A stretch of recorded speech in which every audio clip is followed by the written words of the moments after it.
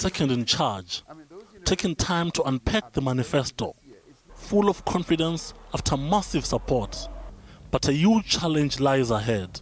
The mining industry is a key industry, and we're going to be focusing on, for instance, the northern belt, where there is platinum, palladium, in the Limpopo province and in Mpumalanga. We're going to be focusing on that to make sure that we put in the infrastructure that is required to extract those minerals. But we've gone further. We're focusing now on beneficiation. And we're saying we now must go beyond just talking about beneficiation. Business has lauded the party for its effort to address the legacy of the past.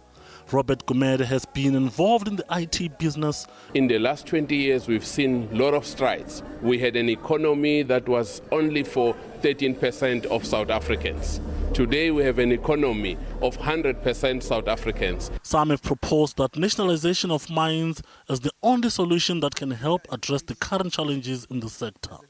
But for those who have been involved in the sector, the current policy should not be tampered with.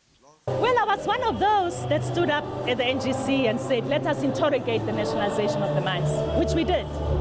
From then, and the NGC that was held in Durban to date, last year in Mangaung, we then came up with the response after interrogating and investigating and looking into this nationalization issue and debating it, which was a healthy debate, because you can't come to a conclusion unless you look into what the issues are. So having done that, my chamber, which is the South African Mining Development Association, and I'm the president of the chamber, then came up with a constructive research where we spent a lot of money.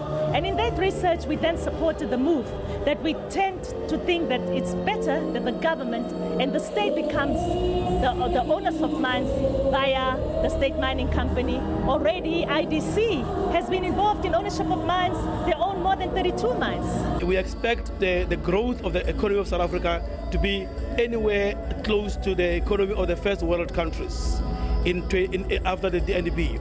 So the NDP will bring that reality, that kind of concept and that kind of dreams to a reality.